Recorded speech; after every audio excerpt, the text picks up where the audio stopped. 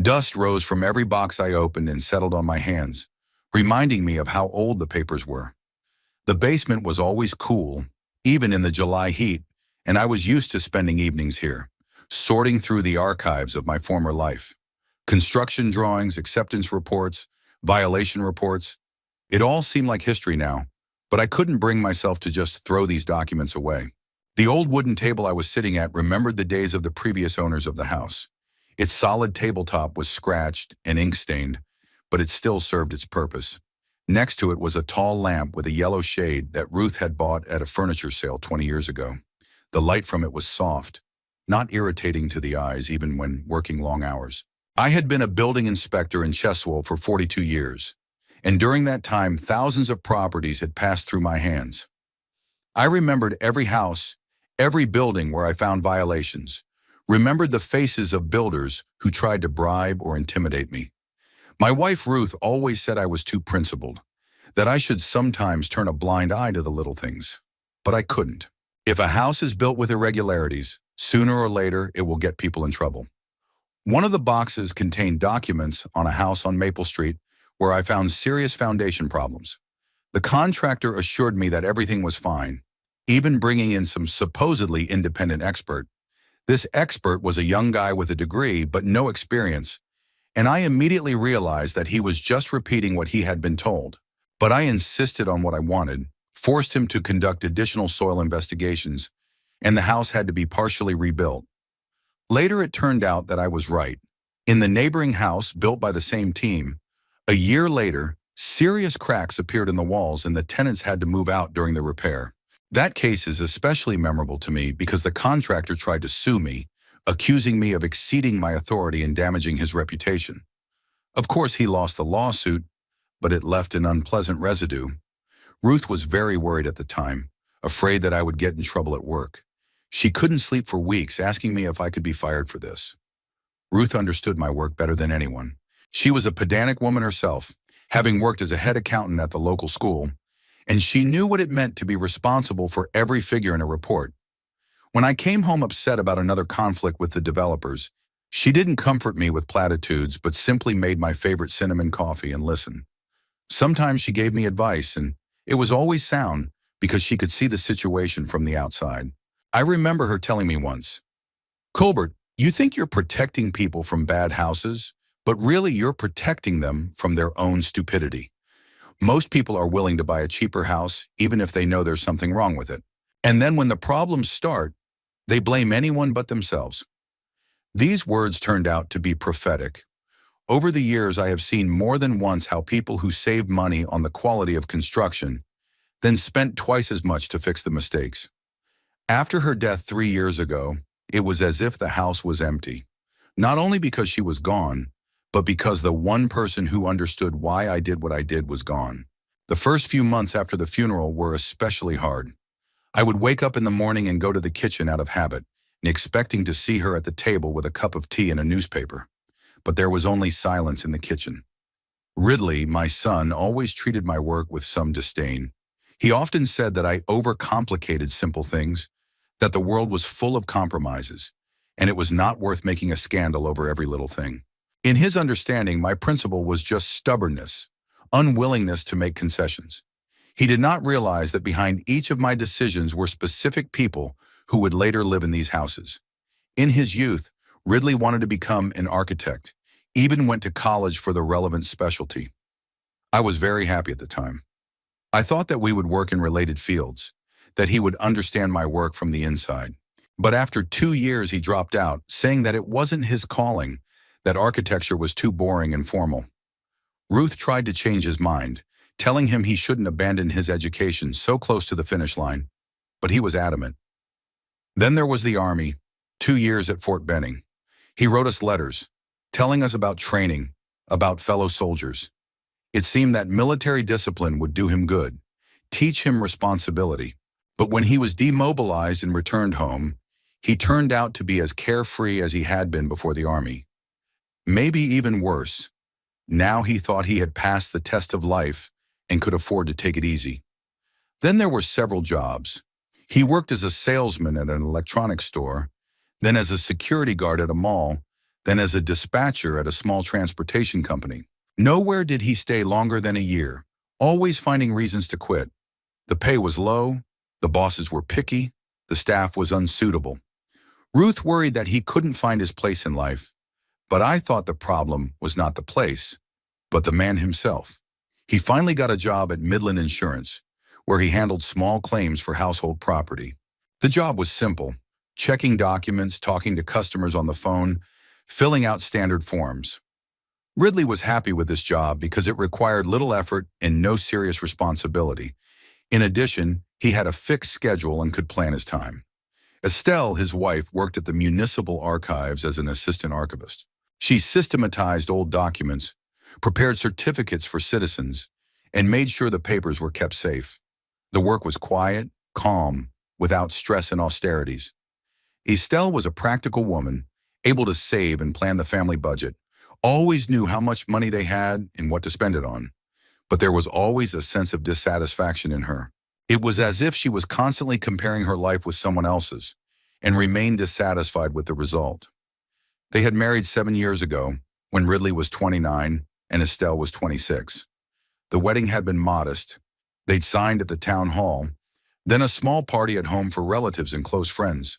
Estelle wanted a grand affair, but they didn't have the money for a big wedding, and Ridley thought it was a waste. Ruth told me at the time that her sister-in-law didn't look very happy, but I thought it was just excitement. Ruth never directly said what she thought of Estelle, but I could sense that she didn't like her sister-in-law very much.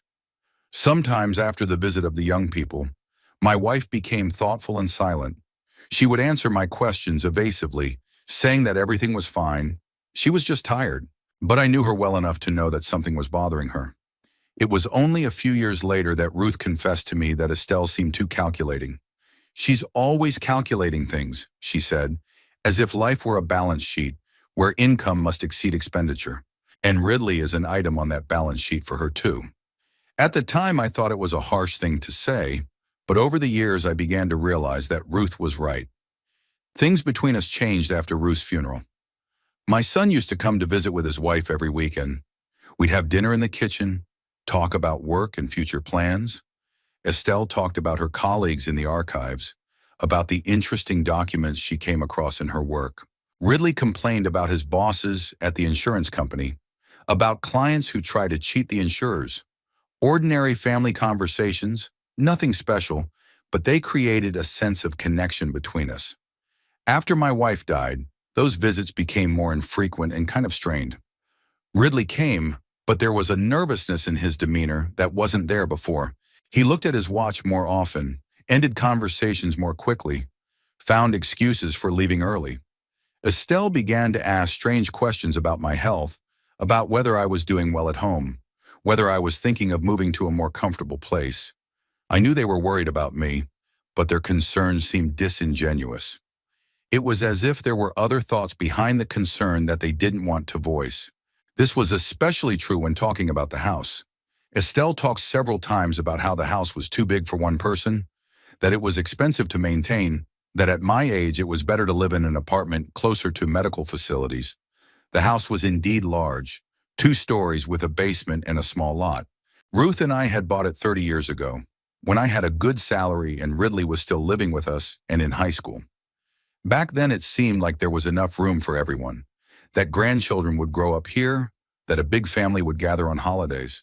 But we never had grandchildren. Ridley and Estelle always said it was too soon, that we had to get on our feet first, save money, find a better job. I was the only one living in the house now, and indeed many of the rooms were empty. Ridley's former nursery had become a closet where Ruth's old things were stored. The guest bedroom was used only for drying laundry in the winter. The large living room served as a passageway between the kitchen and the stairs. But I couldn't imagine living anywhere else. Here was my family's history. Here were the memories of Ruth. In the bedroom was still her dressing table, with the wooden frame mirror where she used to comb her hair every morning before work. In the kitchen hung her towels, white with a blue border that she bought as a set. In the hall closet hung her coat, the one she'd worn the last spring. I knew I'd have to do something with it sooner or later, but I wasn't ready to part with these things just yet. As I pulled out of another box a folder of inspection reports from the school building, where I had once found irregularities in the ventilation system. I heard the sound of a car in the yard. The engine ran briefly, then stopped. The door slammed and voices came out. It was Ridley and Estelle. I recognized their conversation before they even approached the house. Usually they came in through the front door, saying hello loudly and asking where I was. But today their voices were muffled, like they were trying to keep their voices down. I put the papers aside and listened. They were somewhere in the living room, judging by the sound of footsteps on the old parquet. Then I heard the creak of floorboards. Someone was coming up the stairs to the second floor. It was strange that they didn't call out to me or even say hello. Ridley usually went straight down to the basement or shouted from upstairs, asking what I was doing. Rising from my seat, I walked over to the stairs leading upstairs. The basement door was closed but not locked. I never locked it when I was home. Sounds continued upstairs. Footsteps were heard, but the conversation was barely audible. I heard occasional phrases, a little louder than the usual whisper. Estelle's voice came to me in fragments. "We have to hurry before anyone sees." Ridley's voice was less distinct, but I caught his reply, "I know, but if anything goes wrong." There was another unintelligible whisper, then the sound of furniture being moved. Something heavy creaked across the living room floor, perhaps a sofa or a chair. Then there was a thud, as if someone had carelessly placed a heavy object on the floor. I stood at the foot of the stairs trying to figure out what was going on upstairs. This behavior was completely out of character for my son and his wife. Footsteps moved toward the kitchen. I could hear cabinets opening and closing, cans and bottles clinking. Estelle was looking for something, judging by the hurriedness of her movements. Ridley, meanwhile, seemed to be in the living room. The sounds of moving furniture continued. He was obviously trying to rearrange something, but he was doing it inefficiently because the furniture was creaking and banging against the walls. I started up the stairs to find out what was wrong, but the door wouldn't budge. Turning the knob and pushing with my shoulder, I realized that the door was locked from the outside. It was strange. We had never used the lock on this door. It had been installed by the previous owners of the house, and I couldn't even remember where the key was. Ruth had always said that we should take it down because it was a nuisance, but I'd never gotten around to it. Knocking on the door, I called out, "Ridley, Estelle, I'm down here in the basement." The sounds upstairs subsided for a few seconds, then resumed with even greater haste. No one answered my call, as if they had not heard me. But that was impossible. The door was wooden, not very thick, and my voice would certainly have to get through it. I knocked again, louder this time. "What are you doing in there? Open the door." Silence. Then quick footsteps toward the kitchen and the sound of a faucet opening. Someone was drawing water, but very briefly. The faucet closed after a few seconds. Then there were footsteps on the stairs to the second floor, and two people were coming up at once. I could distinguish two different rhythms of footsteps. It was beginning to seem as if they really couldn't hear me, but that was unlikely. It seemed more likely that they were deliberately not answering, though I couldn't see why they would. Maybe they were preparing some kind of surprise. But at 72, surprises are rare, and they were acting too nervous to be preparing a pleasant surprise. The sounds on the second floor became more distinct. Ridley and Estelle were walking through the bedrooms, opening closets, looking for something or arranging something. At one point I heard the sound of falling, something falling to the floor and rolling. Estelle cursed softly, which was unusual for her. Usually she watched her speech. Then they went downstairs again, and I smelled a strange odor. Faint at first, barely perceptible, but gradually becoming more and more distinct. It was the smell of gasoline, pungent, chemical, familiar to every motorist. Where could gasoline come from in the house? We didn't have any fuel supplies, the lawnmower was electric, and the car was in the garage. The smell was getting stronger, and I realized that the gasoline was being spilled intentionally.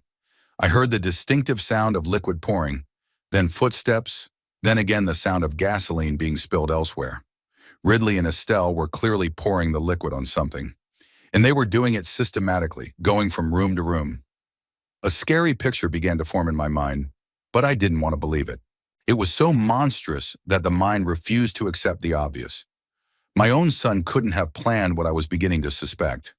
There had to be some reasonable explanation for their behavior. Maybe they were cleaning the carpets? But they use special products for that, not gasoline. Maybe they're getting out some stains. But why lock the cellar door and not answer my questions? The more I thought about it, the less innocent explanations I could come up with.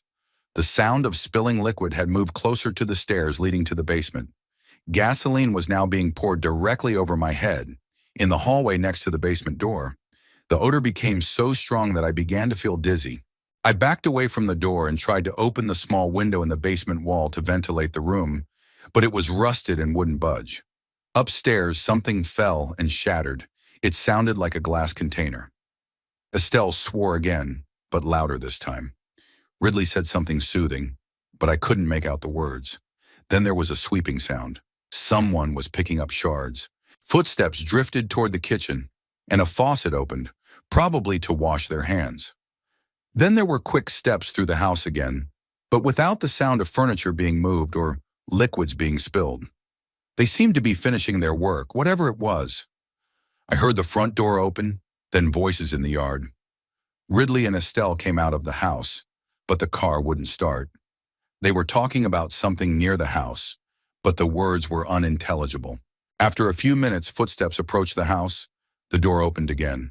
Estelle said rather loudly, "Forgot my purse in the kitchen." Quick footsteps, then sounds in the kitchen again. But it didn't sound like she was looking for her purse. Too much movement for such a simple task. More like she was doing something, finishing what she'd started. Then there was the distinctive sound of a match being struck. At the same moment, I felt the air in the cellar change. The smell of gasoline became even stronger, but it was joined by another smell, the smell of burning. Not smoke yet, but the smell of combustion when the fire was just beginning to take hold of the combustible material. Something flashed upstairs with a distinctive sound, like spilled gasoline catching fire. Then quick steps toward the exit. A door slammed, a car started. Ridley and Estelle drove away, leaving me trapped in the basement of the burning house. Now I realized what had been going on all this time. They hadn't come to visit me. They had come to burn the house down. But did they know I was in the basement? Or did they think the house was empty? Or maybe that's exactly what they wanted, for me to be trapped. The smell of smoke grew stronger and stronger. Thin streams of gray smoke began to seep through the cracks around the door. Something was crackling upstairs. The fire was burning, fueled by gasoline. Soon the smoke would fill the basement, and it would be impossible to breathe. I tried to open the door again, pushing on it with all my weight, but the lock held firm. The wood was old but thick, and the hinges looked secure. I wouldn't be able to kick the door open at 72. I didn't have the physical strength for such an effort. The window in the wall wouldn't budge either. The glass was dirty and thick, and the frame was so rusted that it was fused to the window opening. Even if I'd managed to open it, it would have been extremely difficult to get through it. The window was almost at the ceiling, and it was very small. The smoke was getting thicker and thicker. Now it was billowing from under the door in real puffs, and it was getting hard to breathe. I took a handkerchief out of my pocket and put it to my face, but it didn't help much. I had to find another way out before the fire reached the cellar. That's when I remembered the old drainage pipe in the far corner of the basement. When the house was built, the builders had installed a drainage system, and one of the pipes ran from the basement to the street drain. Then the system was rebuilt, but the pipe remained. Ruth always wanted me to fix it, saying that rats could get into the basement through it, but I put it off. The pipe was quite wide, about 60 centimeters in diameter. I might be able to get out through it, though the way would be difficult, but I had no other way out. To stay in the cellar would mean certain death by smoke and fire. The drain pipe was in the farthest corner of the cellar, behind the racks of old jars and canned goods that Ruth had made when she was alive. I had to move boxes and crates to reach the pipe, and the smoke was getting thicker and thicker. My eyes were watering, my throat was sore, and every breath was difficult. The chimney was covered by an old metal grate that had once been put up to keep out rodents. The grate was held in place by 4 bolts, and fortunately, over the years, they had rusted enough to yield to my efforts. I unscrewed the first bolt by hand. The second had to be knocked out with a hammer I found in the toolbox. The third and fourth bolts broke off by themselves when I pulled the grate toward me. Looking down the pipe, I could see a dark tunnel running off toward the street. It was the same drain that the builders had put in 30 years ago when they built the house. I remembered that pipe from when we first moved in. Ridley had been a teenager then and had once climbed up that pipe out of curiosity.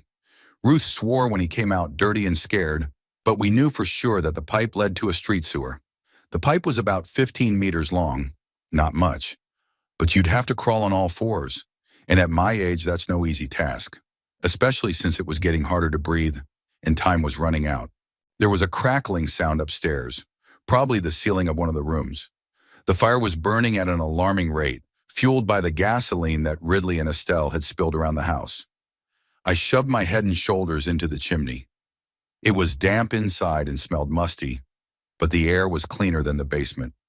Squeezing further in, I began to slowly crawl down the pipe, leaning on my elbows and knees. My old bones protested against the strain, but there was no choice. The pipe was narrower than it looked from the outside. My shoulders barely fit through it, and I had to crawl with my arms at my sides. There was a layer of silt and debris at the bottom of the pipe.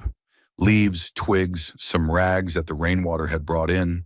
All of it had soaked and turned into a muddy mass that stuck to his clothes and hands. Behind in the basement, something exploded. Probably a can of paint or solvent burst from the heat. The sound was muffled but tangible. I felt a wave of hot air go down the chimney and realized that the fire had reached the basement. A few more minutes and smoke would have filled the chimney, making escape impossible. It was getting harder and harder to crawl. The chimney was rising slightly upward. The builders had taken into account the topography of the site to allow the water to drain naturally. At one point, I had to squeeze through a pile of twigs and dirt that had accumulated over the years. The branches scratched my face and hands, but I kept moving, realizing there was no turning back. About halfway through, I heard sounds from the street. First distant voices, then the siren of a fire truck. Someone had spotted the fire and called the emergency services. That was good. It meant the fire wouldn't have time to completely destroy the house before the fire department arrived. The bad thing was different. Ridley and Estelle had probably already returned and were posing as worried relatives. The sound of the siren grew louder, then abruptly cut off. The car had stopped outside the house. There were commands, footsteps, the clanking of metal. Firefighters were deploying equipment, preparing to extinguish the fire. I continued to crawl, though every movement was difficult. I was about 3 or 4 meters away from the exit, but these last meters seemed endless. At last I saw a faint light ahead, the exit from the pipe.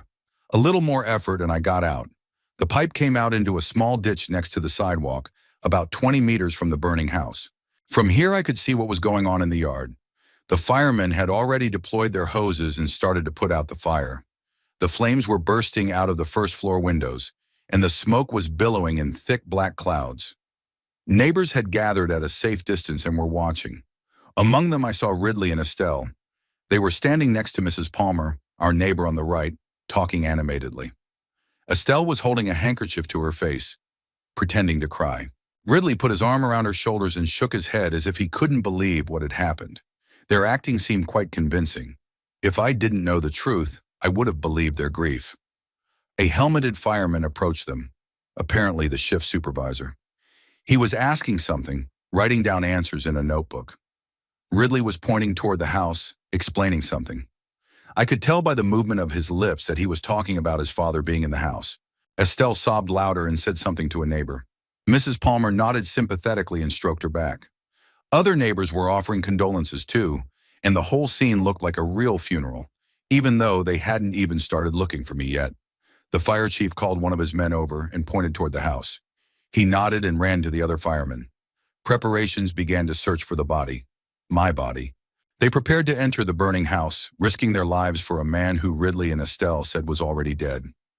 I lay in the ditch, covered in mud and silt, and watched my son tell the firefighters about my death. There was no real grief in his voice, only an imitation, good enough to fool outsiders but not me, who had known him since childhood. Estelle's acting was better, but her tears felt fake too. Mr. Crawford, our neighbor on the left, came up to Ridley and patted him on the shoulder. They talked about something, and Crawford shook his head with an expression of regret. Then he went over to Estelle and expressed his condolences to her as well. The neighbors sincerely sympathized with the young couple who had lost their father and father-in-law in the terrible fire. One of the firemen brought Estelle a glass of water. She accepted it gratefully and took a few sips, continuing to feign shock. Ridley, meanwhile, was talking to the fire chief, giving details. He was explaining where his father usually slept, which room to look for the body in. I felt sick to my stomach at the realization of what was happening. Not only was my own son trying to kill me, but now he was also sending firefighters to look for my body, knowing they were risking their lives in a burning house. To him, it was just a necessary part of the act, a way to convince everyone that I was dead. The firemen were preparing to enter the house. Two of them put on breathing apparatus and checked the equipment.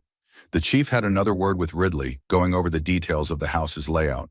My son diligently explained where the bedroom was, how to get to the stairs, which rooms to check first. Estelle, meanwhile, was talking to Mrs. Palmer about what a good man I was. She told me how much I cared for the house, how much I missed my late wife, how hard it was to be alone. There was some truth in what she said, but the purpose was false. She was creating an image of an unhappy old man whose death was almost a blessing. The neighbors listened and shook their heads. They had all known me for years and most treated me well. Mr. Crawford often asked for advice on fixing up the house. He knew of my experience in building.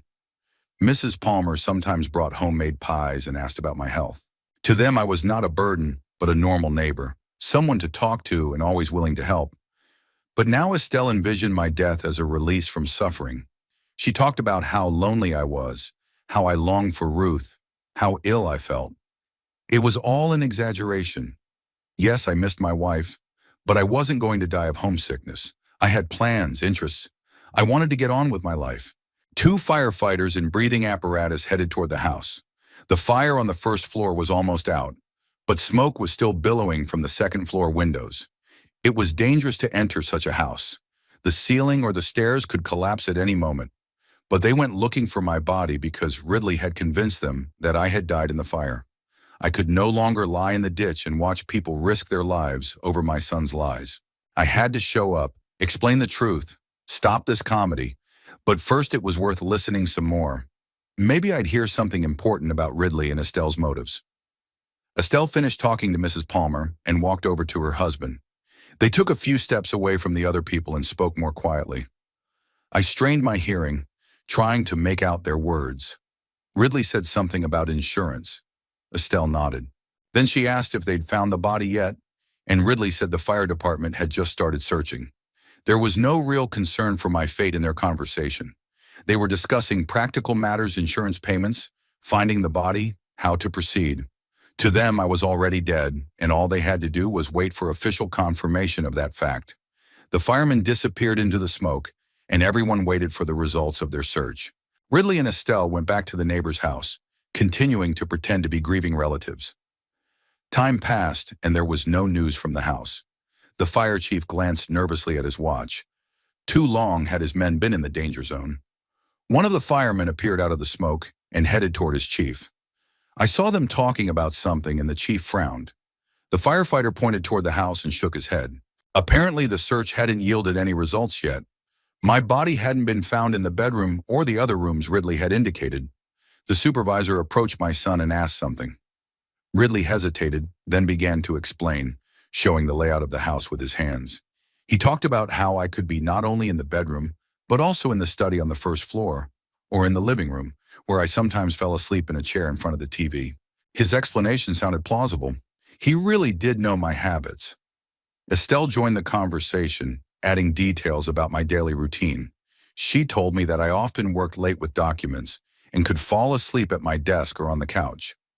Her words supported the theory that I could have been in any part of the house when the fire started. The fire chief nodded, taking notes in his notebook. Then he called two more of his subordinates and gave them instructions. Those put on breathing apparatus and headed toward the house to continue searching other rooms. Ridley and Estelle followed them with glances, and I noticed Estelle squeezing her husband's hand, a gesture that might have looked like a sign of nervousness, but I thought it was more a sign of satisfaction. Mrs. Palmer came over to Estelle and put her arm around her shoulders. She said something comforting, but Estelle shook her head and put the handkerchief to her eyes again. Now she was telling her neighbor what our relationship had been like, how I had treated her after Ruth's death.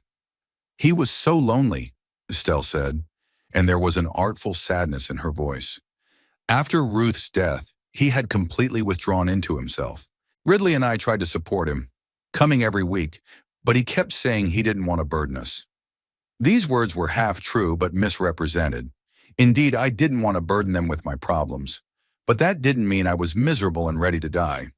It was just that I was used to solving my own problems and didn't like to complain about life. Mrs. Palmer nodded sympathetically. She didn't know me as well as the neighbors on the other side, so she believed Estelle's story. The other neighbors listened too, and I could see the regret on their faces. Estelle skillfully created the image of a sad old man who was taking the loss of his wife hard and was actually waiting to die. He often said he missed Ruth, Estelle continued. Sometimes I thought he wanted to join her. You know, some older people just lose the will to live after their spouse dies. It was an outright lie. Yes, I missed Ruth, but I never talked about wanting to die. On the contrary, I tried to keep myself in good shape, taking care of my health, planning trips to distant relatives. I had plans for the future, though not as grandiose as when I was younger. Mr. Crawford, standing nearby, shook his head. Colbert always seemed like a pretty chipper old man to me. Last week he was helping me with the roof repairs, climbing the ladder like a young man. Estelle was quick to find, yes, he tried not to show his condition, but at home when no one was around, he was different, sitting for hours with Ruth's pictures, eating almost nothing. Another lie. I did look at pictures of my wife sometimes, but that was natural for a man who had been married for almost 40 years. And I ate normally, even learning to cook a few of the dishes Ruth used to make. Ridley joined the conversation. We asked him to move in with us, but he refused. He said he didn't want to interfere with a young family, and this house was too big for him, too many memories.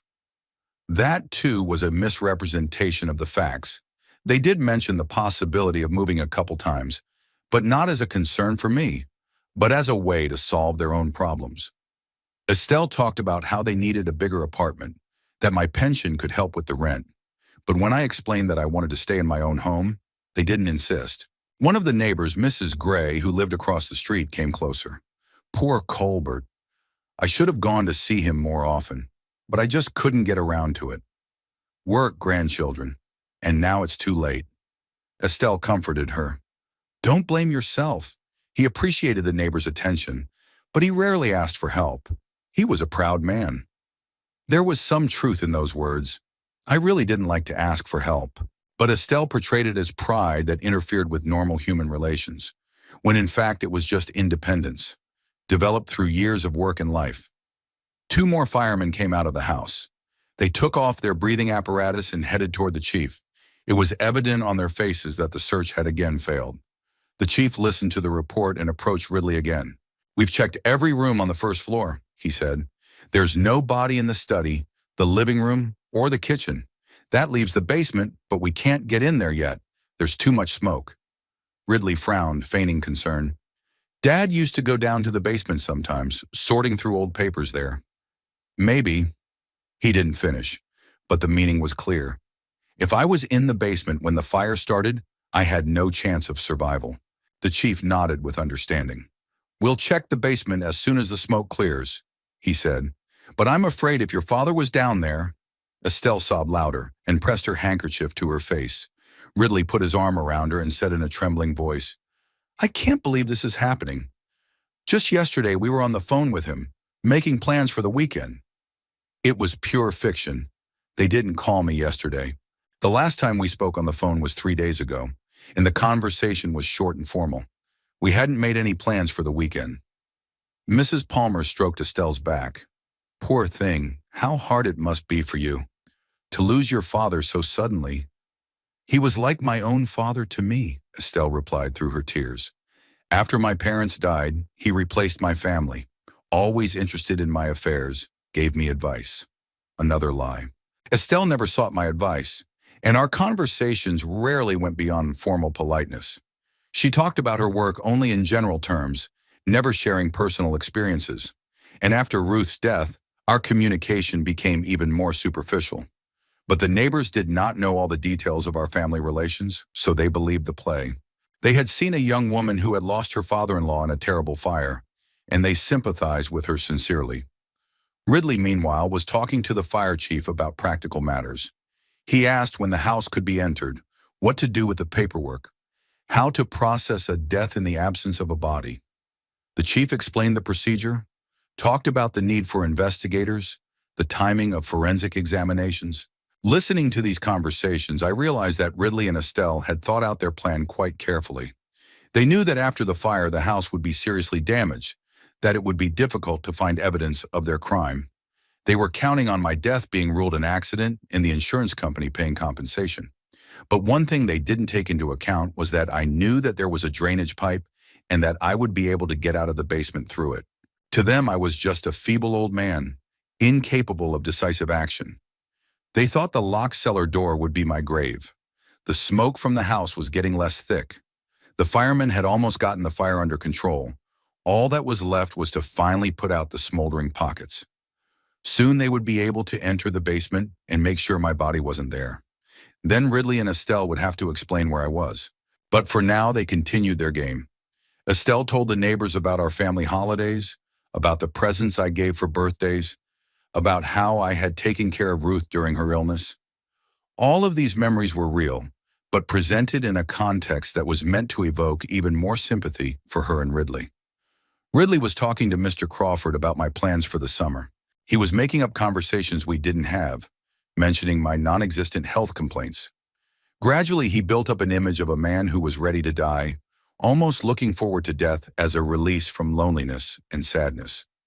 I lay in a ditch, covered in mud, and listened to my own son bury me alive. He wasn't just trying to kill me. He was killing my reputation, my memory, presenting me as a pathetic old man who was a burden to my loved ones. It was more painful than physical pain, more painful than the fear of dying in a burning house. Gradually, I realized the depth of their betrayal. It was not a spontaneous act, not the result of sudden anger or despair. They had planned my death, thought out an alibi, prepared explanations for neighbors and firemen. They turned my life into an insurance claim and my death into a way to solve their financial problems. The smoke over the house had almost cleared, and the firemen began to roll up their hoses. The fire was extinguished, though not much remained of my house. The first floor was badly damaged. The windows were blown out, and the roof had partially collapsed. The fire chief had another talk with Ridley about when it would be safe to inspect the basement. Estelle continued to talk to her neighbors, but I noticed that she was glancing at her watch more and more often. Ridley, too, looked nervous, shifting from foot to foot and fiddling with his phone. They were both clearly waiting for the fire department to find my body and confirm their version of events. The chief called over two subordinates and said something to them. They nodded and headed toward the house, preparing to go down into the basement. The smoke had almost cleared, and they could begin their search. Ridley and Estelle tensed, watching the firemen's every move. I decided we couldn't wait any longer. People were risking their lives going down into the damaged basement to find my body, which wasn't there. And Ridley and Estelle were using their heroism to cover up their crime. It was time to put an end to this spectacle. Climbing out of the ditch, I felt every muscle aching. Crawling up the drainage pipe had been difficult, and lying in the damp ditch had added to the ache in my joints. My clothes were covered in mud and sludge. My hair was tangled, and there were scratches on my arms and face from twigs. I looked like someone who had actually survived a fire, just not in the way the people around me thought. As I slowly made my way towards the group of people, I saw the faces of my neighbors gradually change. The first to notice me was Mrs. Gray, who was standing a little to the side. She opened her mouth as if she wanted to say something, but no sound came out of her throat. Then she held out her hand in my direction, pointing me out to the others. Mr. Crawford turned at her gesture and froze with his mouth open. Mrs. Palmer stopped comforting Estelle and stared at me as if I were a ghost. Gradually, the entire group of neighbors turned in my direction, and the conversations died down. But the most interesting part was watching Ridley and Estelle's reactions. My son had his back turned to me and was talking to the fire chief about how best to organize a search of the basement. Estelle stood nearby and nodded, supporting his words. They were so engrossed in their game that they didn't immediately notice the change in the atmosphere around them. Estelle was the first to turn around. When she saw me, she turned so pale that dark circles appeared under her eyes. The handkerchief with which she was wiping her tears fell from her hand. She tried to say something, but her voice broke, and only a hoarse sound came out. Ridley noticed her condition and turned around. When he saw me, his face went through several stages, first surprise, then horror, then some desperate disbelief. He blinked as if trying to make sure I wasn't a hallucination. The fire chief, who was facing them, saw their reaction and turned around too. Noticing me, he frowned and stepped closer. "Who are you? How did you get to the scene?" I stopped a few feet away from the group and replied, "I'm Colbert Grayfield. This is my house that was on fire." Silence ensued. The fire chief looked at me, then at Ridley and Estelle, then back at me. The neighbors looked at each other, not sure what was going on.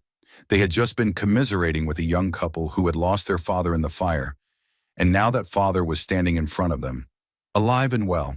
Mrs. Palmer was the first to find her voice. "Colbert, but how? We thought you—" Ridley and Estelle said. She didn't finish the sentence, but the meaning was clear.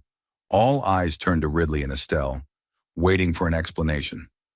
My son was slowly coming around from the shock, and I could see a feverish glint appear in his eyes. He was trying to find a way out of the situation. Ridley stepped toward me, and his face reflected an expression of joy that looked almost convincing. "Dad, thank God you're alive. We were sure you were home when the fire started." He even tried to hug me, but I pulled back. His joy was too feigned, too quickly replaced by the horror I'd seen a few seconds ago. Estelle was silent, still pale as a sheet, and I could read the fear in her eyes. The fire chief was clearly puzzled. "Wait, I don't understand. You said your father was in the house when the fire started. My men were risking their lives looking for his body." Ridley quickly replied, "Of course we thought so. Dad is usually home at that time. We didn't know he was gone. We got scared when we saw the fire. Figured he hadn't made it out in time." "So where did you go?" the chief asked, turning to me. I could tell the truth right now, but I decided to see how far Ridley would go in his explanation first. I wanted to see what version of events he was going to present and how far it would be from reality.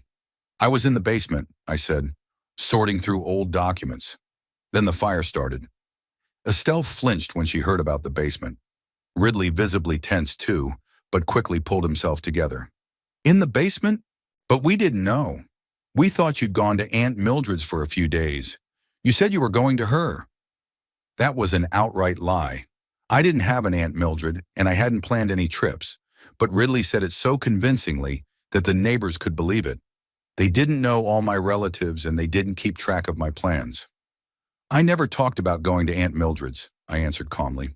And what's more, I don't have an Aunt Mildred." Ridley was confused for a moment, then tried to correct himself. "I meant not an aunt, but a cousin. Millie. Millie Harrison. You remember, right? I did have a cousin named Millie, but she lived in another state, and we hadn't spoken in about 5 years." Ridley brought her up because he was grasping at any opportunity to explain my absence from the house. "Millie lives in Oregon," I said. "I wasn't going to go to her, and I didn't tell you anything like that." The fire chief frowned more and more. He clearly sensed that something didn't add up in Ridley's story. The neighbors were also looking around, trying to figure out what was going on. Estelle finally found her voice. "Maybe we misunderstood. You know how it is sometimes when they talk on the phone. We thought you said about the trip." She tried to support her husband's version of events, but did so tentatively. There was a tremor in her voice, and her eyes darted between Ridley and me. It was obvious she was struggling to control herself. "We last spoke on the phone 3 days ago," I said, "and I didn't mention any trips." Mr. Crawford, who had been silent until then, stepped into the conversation. "Colbert, how did you get out of the house?" "When we got there, the fire was pretty bad." It was a good question. I could have told about the drainage pipe, but then it would have made it clear that I was trapped in the basement and couldn't get out the usual way. And that would lead to uncomfortable questions about who locked the door and why. While I was thinking of an answer, Ridley tried to take the lead. "The important thing is that Dad's safe. There must have been some kind of misunderstanding. We honestly thought he was gone, and when we saw the fire, we were afraid we were wrong." The fire chief shook his head. "This is a very serious misunderstanding. Because of your inaccurate information, my men were put in danger by going down into the damaged basement. Ridley tried to apologize. We are very sorry. Of course, we didn't mean to put anyone at risk. It's just that we were in a panic when we saw the fire. But his apology sounded lame. There were too many inconsistencies in his story, too many details that didn't add up. The fire chief clearly suspected something, though he could not yet figure out what it was. Mrs. Palmer turned to me. Colbert, are you sure you're okay? Maybe we should call an ambulance. I shook my head. I'm fine, thank you. But Estelle suddenly perked up, jumping at the opportunity. Yes, Dad, you should definitely see a doctor. The fire, the smoke, it's very dangerous at your age. She clearly wanted me to be taken to the hospital, away from the scene. There perhaps they would have a chance to come up with a new version of events or influence the situation in some way. I said I'm fine, I repeated firmly. I don't need a doctor. The fire chief, meanwhile, was radioing someone from his superiors, reporting on the situation. I heard bits and pieces of the conversation. He was reporting that the suspected fire victim had been found alive and unharmed, that the search for the body was over. Ridley and Estelle were standing nearby, clearly trying to figure out what to do next. They looked at each other, and desperation and confusion were evident in their gazes. Their plan had completely failed, and now they had to find a way out. The neighbors slowly began to disperse. The drama was over, everyone was alive, so it was time to get back to business. Mrs. Palmer and Mrs. Gray made sure I was okay and went home. Mr. Crawford stayed late to offer to help with temporary housing. Colbert, the house is badly damaged, he said. We can't live in it yet.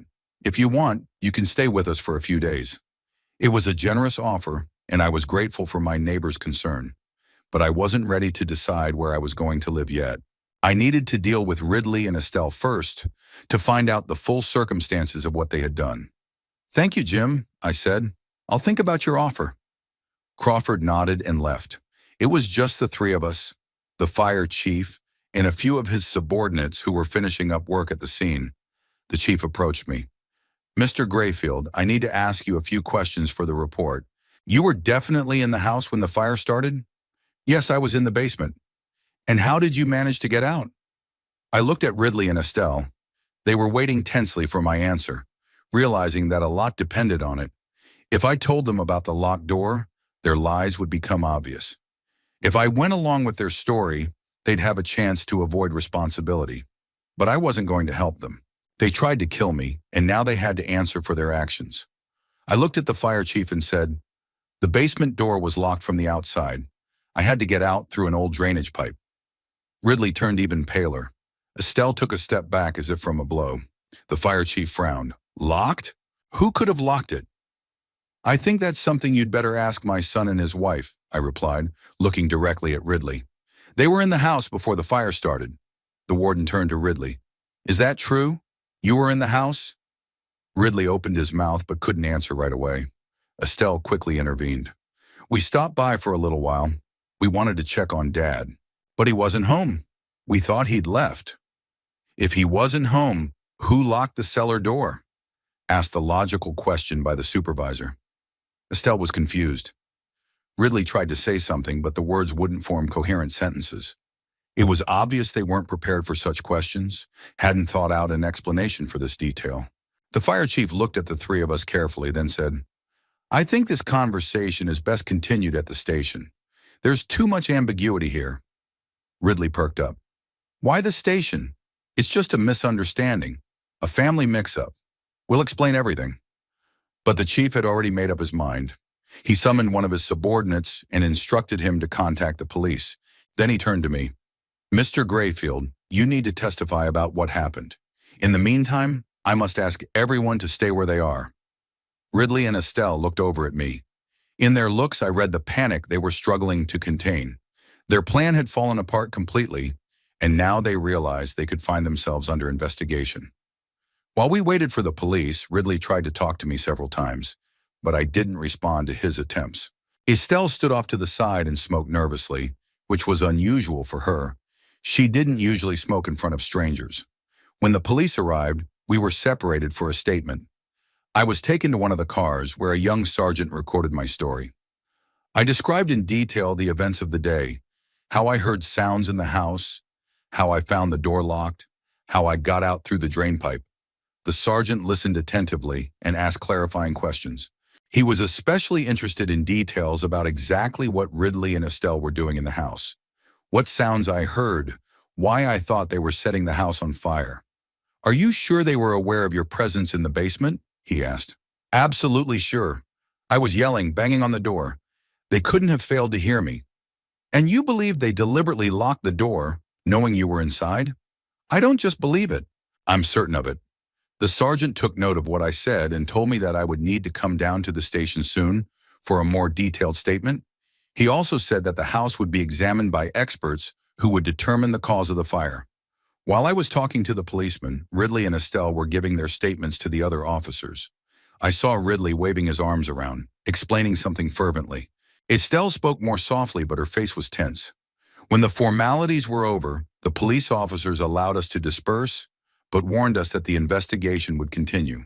The fire chief was also leaving one man on duty outside the house. We were left alone, me, Ridley, and Estelle, standing in front of the charred ruins of what had been my house that morning. We were silent for a while, each of us thinking about something else.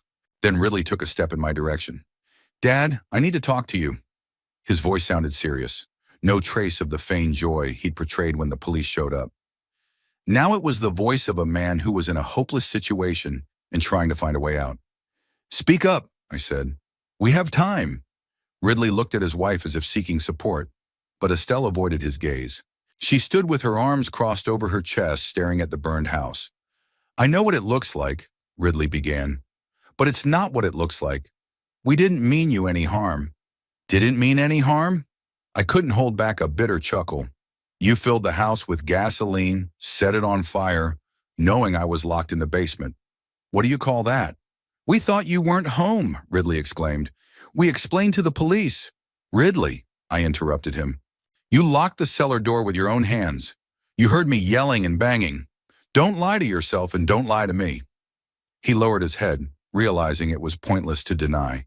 Estelle finally looked up and looked at me with an expression that was a mixture of anger and despair. "What were we supposed to do?" she said sharply.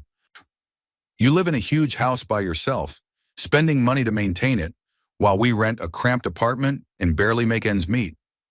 Her words were like a slap in the face. All the mask of the grieving daughter-in-law fell away, and I saw the real Estella, calculating, cruel woman for whom I was just an obstacle to a better life. "Do you think I was obliged to sell the house and give you the money?" I asked. "You're not immortal." Estelle raised her voice. "Sooner or later, Ridley would have gotten the house anyway, and this way we could get insurance and start a normal life." Ridley tried to stop his wife. "Estelle, don't..." But she was no longer able to keep quiet. All the things that had been building up over the years came out. "Don't? What should I do? Wait for him to die of his own accord? He could live another 10 years and we'll still be sitting in this hole, paying off loans, saving money on everything." I listened to her angry tirade and realized that I was seeing someone I had never really known. Estelle had been hiding her true nature all these years, playing the role of a caring daughter-in-law, while in reality she was counting the days until I died. "You're right about one thing," I said calmly. "I am not immortal, but the decision on how to dispose of my property is mine, not yours." Estelle snorted. "Your property? This house was bought with money you and Ruth saved up all your life, and now you're the only one spending the savings of two people. Ruth was my wife for 40 years. Everything we had belonged to both of us. And now it belongs to me." Ridley tried to come between us. "Enough. There's no need to fight. Let's try to talk this over calmly." But Estelle was in no mood for a calm discussion. "Discuss? What is there to discuss? He's a selfish man who only thinks about himself. He doesn't care that we don't have a proper place to live, that we can't have children because we have nowhere to raise them." These words hit me particularly hard. I had always dreamed of grandchildren, and Ridley and Estelle's lack of children had been a sore subject for me. But now it appeared that I was the obstacle to having grandchildren, rather than their absence being the result of other causes. "If you needed money for a place to live, you could have just asked," I said. "I wouldn't have refused help." Estelle laughed angrily. "Ask? What would we have heard? Wait until I'm dead, then you'll get everything." We've already waited 7 years. Ridley grabbed his wife's arm. Estelle, stop. You're talking unnecessary. But she wrenched her hand away. Superfluous? It's time to tell the truth at last. We're tired of pretending we love these Sunday lunches, these talks about the weather, these tales of old times. We're sick of it all.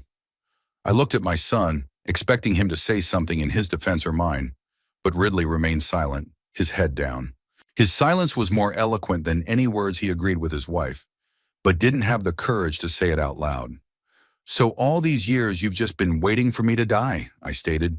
You came, pretended to care, but in reality you were counting how long I'd last. Estelle didn't deny it. What's wrong with that? Everyone does it. Do you think other people really love their elderly relatives? Most are just waiting for an inheritance. Maybe most are waiting, I agreed, but not everyone is willing to speed up the process by arson. Ridley finally looked up. Dad, we didn't mean for you to get hurt. Honest to God, we thought you weren't home. I looked at him carefully. There was fear and remorse in his eyes, but not the ruthlessness I'd seen in Estelle's. Perhaps he didn't really want me dead, just influenced by his wife. Ridley, I said quietly, even if I wasn't home, you were still going to get the insurance for my death. Isn't that right? He didn't answer, but his silence was the answer. The plan was exactly that. Burn the house down, get the insurance, and get rid of me at the same time. The fact that I had miraculously survived was a surprise, not a joy. Estelle, meanwhile, continued her attack. So what now? Are you going to turn us in to the police? You're going to send your own son to jail?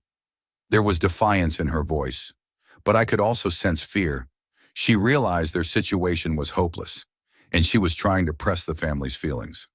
What do you suggest? I asked. Here, or forget everything and pretend nothing happened? I suggest we settle this family way, she said, and there was a pleading note in her tone. No one was hurt. The house can be rebuilt with insurance money. Why ruin it for all of us? Ridley piped up. Dad, think of the family. If we go to jail, it'll ruin everything. And if we settle, we can start over. I knew what they were talking about. They were offering me an accessory to their crime in exchange for a promise never to do it again. But how could I believe them after what had happened?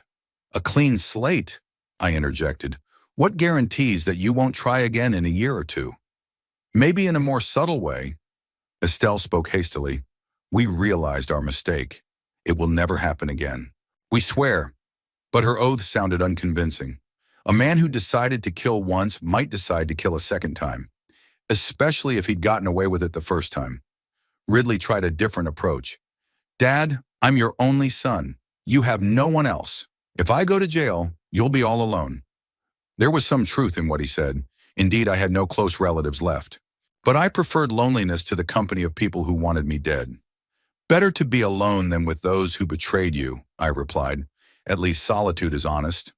Estelle tried again. Think of Ridley. He's your son, your blood. Are you really willing to ruin his life? He ruined his own life, I said, when he decided to set fire to the house with his father inside. The conversation came to a standstill. Ridley and Estelle realized I wasn't going to be able to change their minds, and their tone became more aggressive. Estelle especially did not hide her anger. Well, sit in your principles then. Just be warned. If we go to jail, you won't get anything anyway. The insurance won't pay for the arson. You'll have to rebuild the house at your own expense. But I'll know that justice has been done, I replied. So up on, and that's worth more than any money. Ridley made one last attempt. Dad, I understand you're angry, but we're family. Doesn't that mean anything? I looked at him long and sad. Family, Ridley, is when people take care of each other instead of trying to kill for an inheritance. What we used to have between us died in a fire today. The next day I received a call from the police station asking me to come in for a detailed statement. Detective Martin Howe, the detective assigned to investigate, met me in a small office on the second floor of the station building. He was a man about 45 years old, with graying temples and the tired eyes of a man who had seen too much human meanness in his life. Detective Howe listened attentively to my story, occasionally asking clarifying questions. He was particularly interested in the details of what I had heard in the house before the fire started. The sounds of furniture being moved, liquids being spilled, Ridley and Estelle talking. He asked me to repeat a few times the phrases I could make out and wrote them down verbatim. "Mr. Grayfield," he said, laying aside his pen, "your story is corroborated by the forensic evidence. There were indeed traces of gasoline found in the house in several rooms. The pattern of the spill indicates that the arson was deliberate." I nodded. This wasn't news to me, but it was nice to hear official confirmation that I wasn't wrong in my conclusions.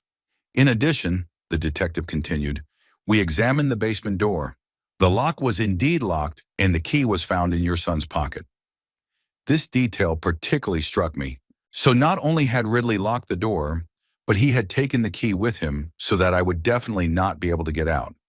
That told me that my death had been planned in advance, thinking out every detail. The detective showed me several photos of the scene. The burned rooms, the basement door with the lock, the drainage pipe I'd used to get out. One photo showed my desk in the basement, slumped under the rubble of the ceiling. If I hadn't gotten out in time, I would have died right there at that desk. "Your son and his wife have testified," Howe said. "They insist they thought you weren't home, but their version has many contradictions." "What kind of contradictions?"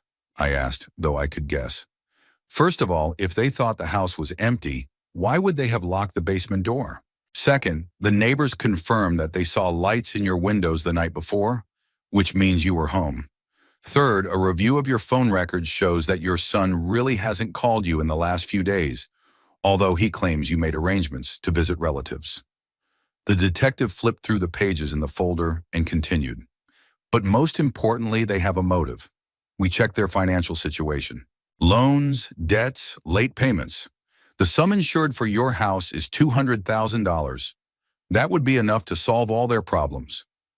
$200,000. That was the price of my life in the eyes of my son and daughter-in-law.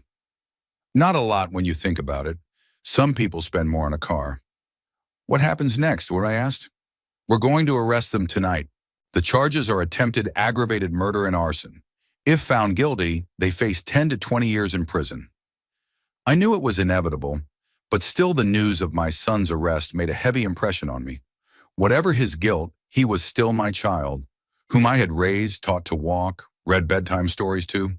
"Mr. Grayfield," said the detective more gently, "I realize this is hard for you, but you should know, if it weren't for your resourcefulness and knowledge of the house, we would be investigating murder, not attempted murder. Your son and his wife planned your death." I nodded, thanking him for his delicacy. Howe was a professional who knew how to sympathize without losing his objectivity. After my testimony, I went to see Mr. Crawford, who repeated his offer to stay with them. His wife, Sally, greeted me with genuine concern, ushered me into the guest room, and brought me tea and homemade cookies. "Colbert," she said, sitting down beside me, "I'm so sorry this has happened.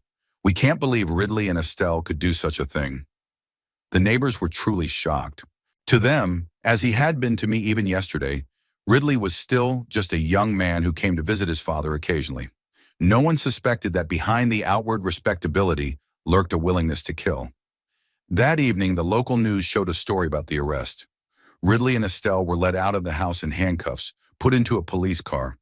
Estelle covered her face with her jacket, and Ridley just stared at the ground. The commentator reported the basic facts of the case without going into detail. The next day, the calls began.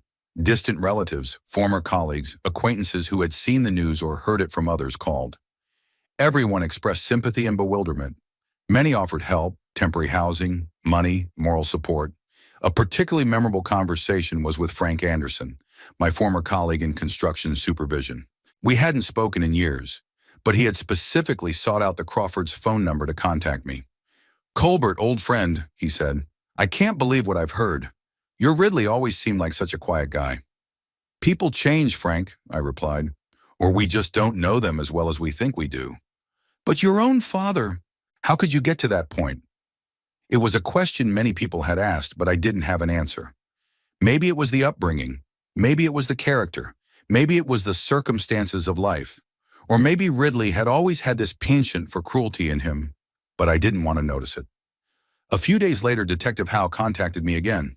He said that Ridley and Estelle's lawyers were trying to negotiate a deal with the prosecution.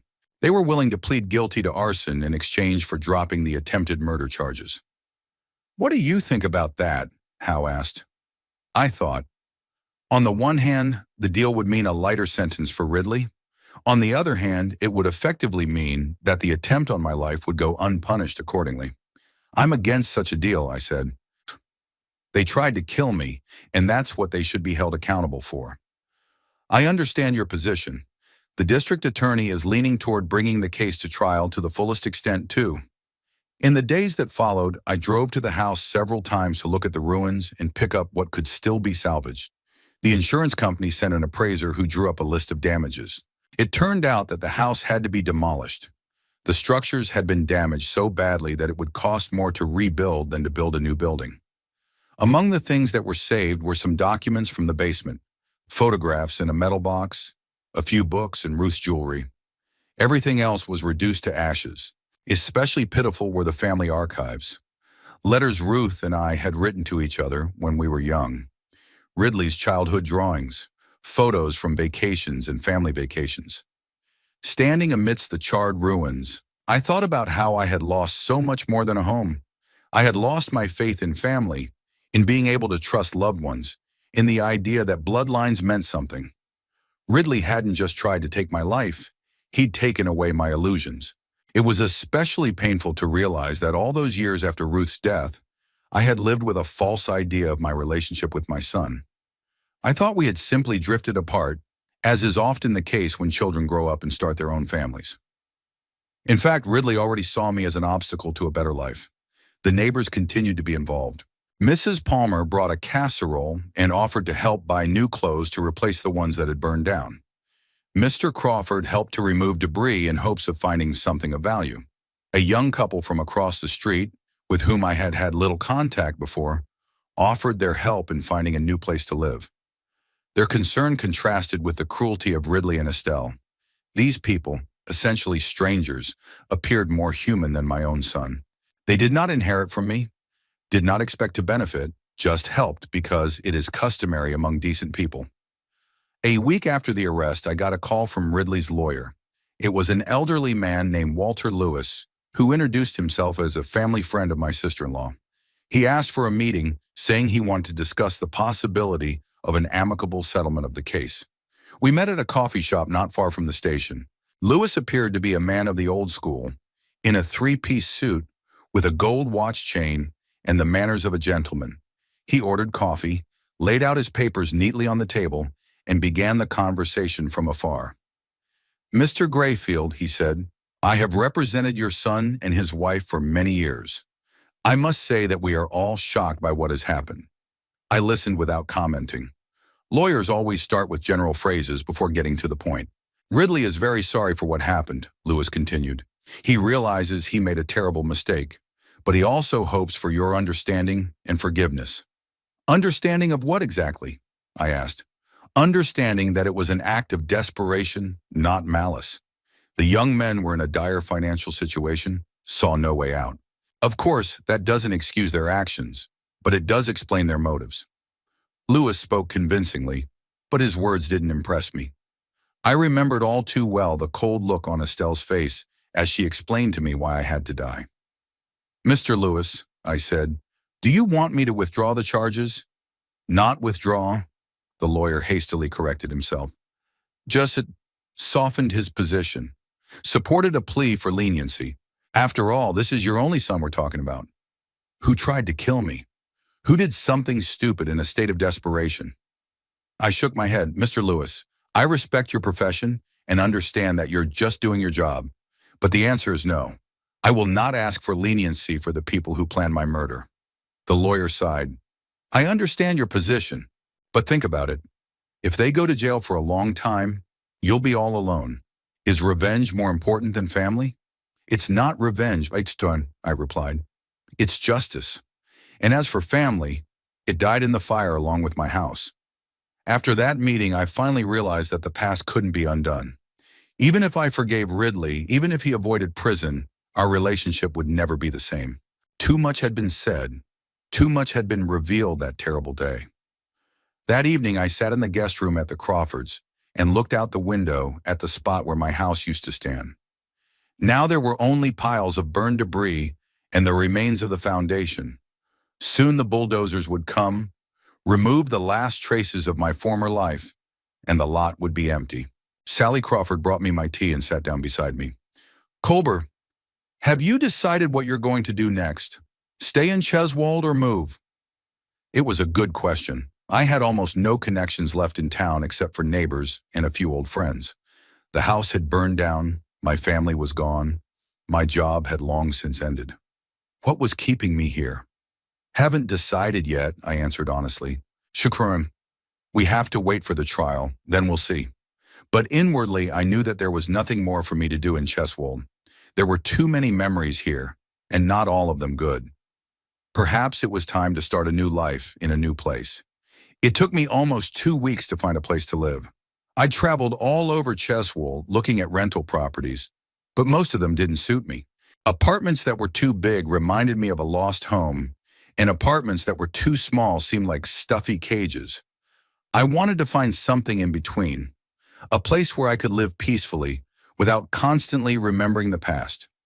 Finally, the realtor, Dorothy Sayers, showed me a one-bedroom apartment in a small house on Cherry Street. The house had been built in the 60s, unremarkable but well-maintained. The apartment was on the first floor, which was convenient at my age, had a separate entrance and a small terrace overlooking the garden.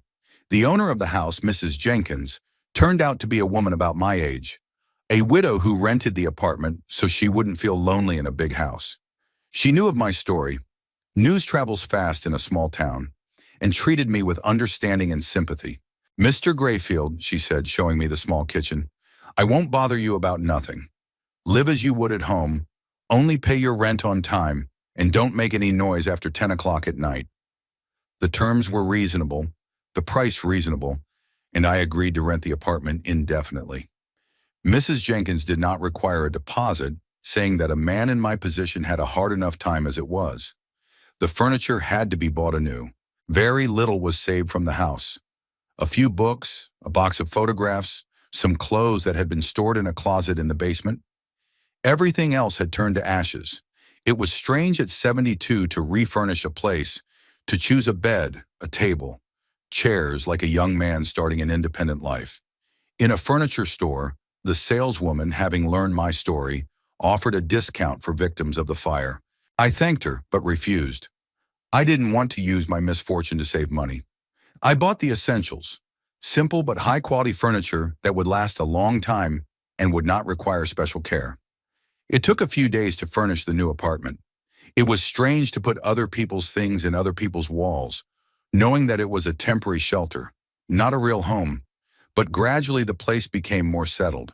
Ruth's pictures on the nightstand, my few books on the shelf, the old clock on the wall. These little things gave the illusion of continuity, of connection to a past life. The neighbors were quiet, almost unnoticeable. On the right lived a young teacher who worked in an elementary school and came home tired and silent. On the left was an elderly man, a former railroad worker who spent most of his time in the garden behind the house, growing vegetables. We said hello when we met, sometimes exchanged a few phrases about the weather, but nothing more. It was a neighborhood that suited me just fine. Mrs. Jenkins lived in the main part of the house and appeared occasionally to see if I was all right. She was a delicate woman who understood that a person needed time to recover from a shock. Sometimes she brought home baked goods or flowers from the garden, but she never imposed or asked too many questions. A month after the move, I received a call from an attorney from the insurance company. Harold Fishman represented Midland Insurance, the same company where Ridley worked. The irony was that my son had been handling other people's insurance claims, and now his own crime was the subject of an insurance investigation. Mr. Grayfield, Fishman said, I have good news. The company has decided to pay full compensation for the fire damage. This was indeed a surprise. Usually insurance companies try their best to avoid paying out, especially in cases of arson. I asked about the reasons for this decision. You see, the attorney explained, your son was an employee of ours, and his actions created a conflict of interest. The company doesn't want this case to get much publicity. Besides, the investigation has clearly established that you were the victim of the crime, not an accomplice. The amount of compensation totaled $220,000, more than I expected. Fishman explained that the amount included not only the replacement value of the house, but also compensation for personal belongings, moral damages, and temporary inconvenience. There is one condition, he added. The company asks you to sign an agreement not to disclose the details of the settlement. That's standard practice in cases like this. I agreed. I didn't want to discuss with outsiders the amount of compensation I received, and in general, the less said about the story, the better. Receiving the money raised new questions for me. What to do with such a sum at the age of 72? Buy a new house? Invest it? Spend it on traveling? Each option seemed both reasonable and pointless. I didn't want to buy a house. Too much hassle, and who would get it after my death? The state? Investments also seemed strange at my age. Traveling could be interesting, but traveling alone at this age is not very pleasant. In the end, I decided to put most of the money in the bank at interest and live modestly and quietly on the rest.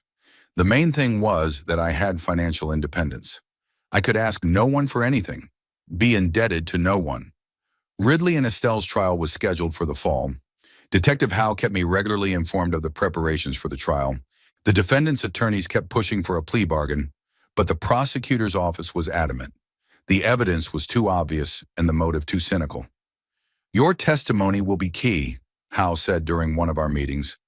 Without your testimony that the door was locked and you were yelling and banging, the case would be much weaker. I realized my responsibility.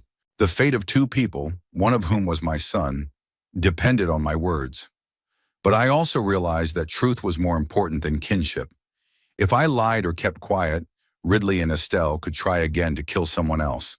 From time to time, I'd see articles in the local paper about the case. The reporters called it a family arson case and regularly recounted the basic facts. The names of the accused were withheld because of a court order, but everyone in the small town knew who they were talking about. Public opinion was unanimous. People condemned Ridley and Estelle and sympathized with me. Sometimes strangers came up to me on the street and expressed support. Some offered to help, others just wanted to shake my hand. Such attention was both pleasant and difficult. One particularly memorable encounter was with Mary Collins, a teacher from the school where Ruth once worked. She stopped me outside the grocery store and talked at length about what a wonderful woman my wife was. Ruth always spoke of you with such love, she said. She was so proud of your integrity, your honesty. You know, she often told her coworkers about how you fight against construction violations, how you stand up for the people. These words touched me more than I expected. It was nice to know that Ruth really understood my work and was proud of me. Despite all the difficulties, my integrity was causing our family. Mary also told me that Ruth often worried about the relationship between Ridley and me. She felt that her son didn't understand his father, and it frustrated her. She used to say that Ridley was too superficial, that he needed time to mature and appreciate your qualities. It's a pity she didn't live to see that moment. Although, under the circumstances, maybe it's for the best she didn't know the truth. Yes, Ruth shouldn't have known what her son had become. She loved him with a mother's blind love and believed to the end that he would change for the better. To learn of the attempted murder of her husband would have broken her heart completely. As the days grew shorter in the fall, I spent more and more time at home reading the books I bought at the local library's old book sale. I read mostly historical fiction and memoirs. I wanted to understand how other people dealt with betrayal and disappointment. I was particularly interested in the biography of General Grayson Wilcox, who was betrayed by his own adjutant during the Civil War. Wilcox wrote in his memoirs, "Betrayal by a loved one is a special kind of pain. It makes one doubt not only the betrayer, but one's own ability to understand people. But even worse would be to let the experience embitter the heart." These words seem written specifically for my situation. Indeed, the hardest part was not that Ridley was trying to kill me, but that I was completely unaware of his true feelings. How could I have been so wrong about the man I had raised since childhood? Perhaps the problem was that I saw in my son what I wanted to see, not what was real. Or Ridley had really changed over the years, and the boy I loved was long gone, leaving only an outward resemblance. In October, the trial began. The hall was full. The case attracted the attention of not only local residents, but also journalists from neighboring towns. Such crimes in the family were rare, especially in quiet provincial places like Cheswold.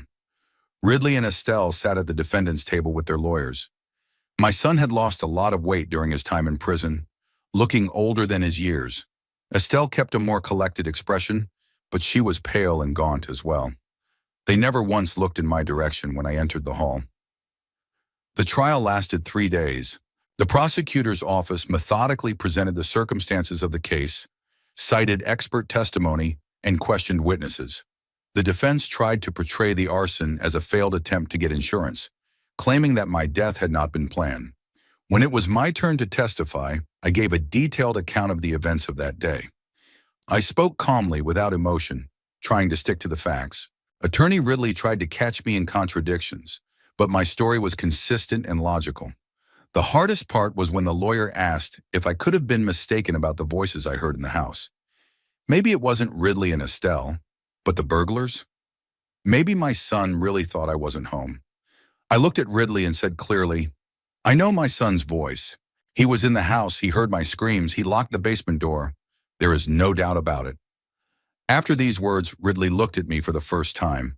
I saw something resembling remorse in his eyes, but it was too late. Too much had happened. Too much had been said. The sentence was severe, 15 years for Ridley, 12 for Estelle. The judge noted the particular brutality of the crime, the fact that it was committed against an elderly person, and the family relationship between the victim and the perpetrators as an aggravating factor. After the verdict was announced, I didn't wait for them to be taken away. I just got up and left the hall. It was cold outside, it was raining lightly. I walked slowly to the bus stop and went home to my little apartment on Cherry Street. In the evening, Detective Howe called to thank me for cooperating with the investigation. He said that without my testimony, the case might have ended in a much lighter sentence. "Mr. Grayfield," he added, "I know this has not been easy for you, to testify against your own son, but you did the right thing." Was it the right thing? I was no longer sure I knew what was right or wrong. I felt like I was just doing what I had to do, without much choice. That night I sat at the window for a long time, looking out at the empty street. The lights were on in Mrs. Jenkins's house. She was probably watching the evening news, where they were reporting the end of the trial. Tomorrow the newspapers will write about it, and the case will be closed to the public. But for me, it will never be closed completely. I will live with the knowledge that my only son wanted me dead, that he pretended to be a loving son for 7 years, planning to get the inheritance. This knowledge changed not only my view of Ridley, but of human nature in general. At the same time, I felt strangely relieved. At last, all the masks had been dropped. The whole truth had come out. No more pretending that we had a normal family. No more searching for explanations for Ridley's coldness and Estelle's calculating nature. Everything fell into place. I had lived long enough to see the true faces of the people I thought I was close to. It was a cruel lesson, but perhaps a necessary one. Now I knew what people were capable of for money, and I would never be naive about it again.